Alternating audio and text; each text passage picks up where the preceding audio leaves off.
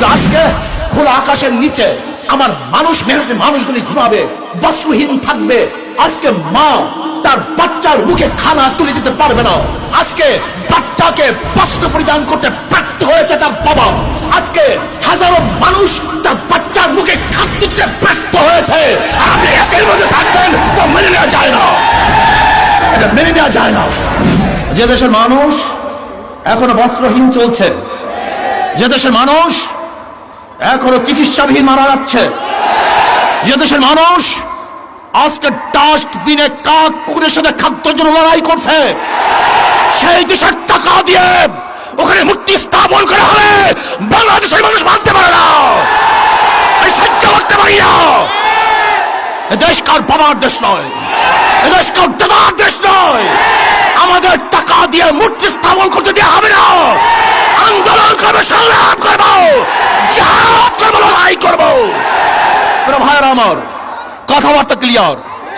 যদি আপনি মূর্তি স্থাপন করতে চান, মূর্তি স্থাপনের জায়গা আছে, মন্দির, সেখানে মূর্তি স্থাপন করেন, 1000 মূর্তি স্থাপন করেন। কিন্তু বাংলাদেশের 92% মুসলমানদের ভূমিতে কোন মূর্তি চলবে না, চলতে হবে না। দিতে চাই না, যদি দেয়া শুরু করি বন্ধ করব না। রক্ত দিতে চাই না, দেয়া শুরু করলে রক্ত বন্ধ হয় না। মুসলমানের রক্ত কেউ বন্ধ করতে পারে নাই। আমরা সেই খালিদ বিন ওয়ালিদের উত্তরসূরি, আমরা আবু বকরের উত্তরসূরি, আমরা ওমরের উত্তরসূরি, আমরা আলীর উত্তরসূরি, আমরা বদর হাতিয়ার, আমরা খানদানের হাতিয়ার, আমরা উহুদের হাতিয়ার। আমরা জাগ্রত হলে আবু জাহেলকে গোটা দুনিয়া থেকে বিদায় না দেওয়া পর্যন্ত মাঠ ছাড়ার প্লেয়ার আমরা নই। মূর্তি স্থাপন করার চেষ্টা করেন, এমন ঢেউ দেওয়া হবে। এইটা তো মাত্র 1 নম্বর সিগন্যাল, 2 নম্বর বাকি হয়ে গেছে, 10 নম্বর বাকি। মহাবিপর্যয়ের কথা বাকি আছে। এমন টর্নেডো সৃষ্টি হবে, ভেঙে তছনছ হয়ে যাবে ইনশাআল্লাহ। টর্নেডো, মহাবিপদ সংকেত, মানুষের ঢেউয়ে মূর্তি সব বুড়িগঙ্গায় পড়ে যাবে, ওখানে মূর্তি থাকতে পারবে না। যারা দাম বাড়ান, যদি পেট্রোলের লিটার 1 লক্ষ টাকাও হয়, আপনাদের কোনো সমস্যা নেই।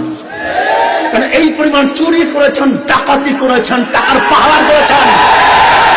যদি তেলের 1 লিটার দাম 1 লক্ষ টাকা হয়, আপনাদের সমস্যা নেই। কিন্তু আমার গরিব দুঃখী মেহনত মানুষের অবস্থাটা কি হবে?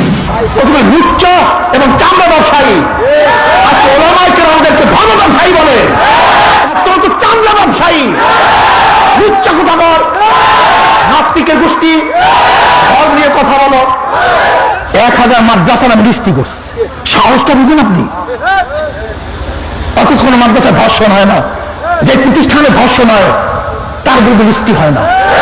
কোনো মাদ্রাসায় অস্ত্র পাওয়া যায় না, যে প্রতিষ্ঠানে অস্ত্র পাওয়া যায় তাদের বিরুদ্ধে লিস্টি হয় না। ওই যে নিউ মার্কেটে রোজার সময় যারা খুন করছে তাদের বিরুদ্ধে লিস্টি হয় না। আর যে মাদ্রাসা সবসময় কোরআন তেলাওয়াত হয়, দুরূদ পড়া হয়, যেখানে তাহাজ্জুদ নামাজ পড়া হয়, তার লিস্টি হয়। এই লিস্টি যারা করছে তাদের হাত ভেঙে দেওয়া হবে।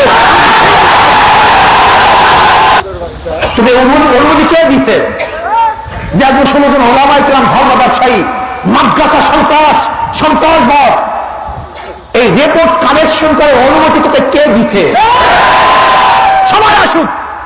সময় আসুক বুঝবি রিপোর্ট কিভাবে দেওয়া হয়। সলিমুল্লাহ ইউনিভার্সিটি, এরা বাংলাদেশের 92% মুসলমানদের দেশের ইউনিভার্সিটি। এই ইউনিভার্সিটি গড়ছে মুসলমান, জায়গা মুসলমানদের, হিন্দুরা বাধা দিয়েছে। কাজী ইউনিভার্সিটিতে কোন ধর্মভিত্তিক সংগঠনকে কেউ যদি বাধা প্রদান করে, ওর আঙ্গুল ভেঙে হয়ে হবে, হাত ভেঙে হয়ে হবে, চক্ষু পুড়ে যাবে ইনশাআল্লাহ। প্রিয় ভাইয়েরা আমার, আজকে ধর্ষণ বিরোধী আন্দোলন চলতেছে। এইভাবে ধর্ষণ বিরোধী আন্দোলন করলে হবে না। আমরা সবাই আমাদের সবাইকে মাঠে নামতে হবে, ঐক্যবদ্ধ আন্দোলন করতে হবে, সংগ্রাম করতে হবে, গোটা বাংলাদেশকে অবরোধ করতে হবে।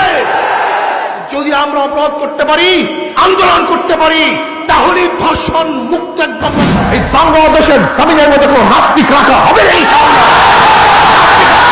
ইনশাআল্লাহ হতে হবে, নাস্তিক জীবনে আন্দোলন করতে হবে, সংগ্রাম করতে হবে, ইনশাআল্লাহ। জীবন দিতে হয়, রক্ত দিতে হয়, সময় দিতে হয়, টাকা দিতে হয়। কে কে রাজি আছে? নারায়ে তাকবীর, নারায়ে তাকবীর।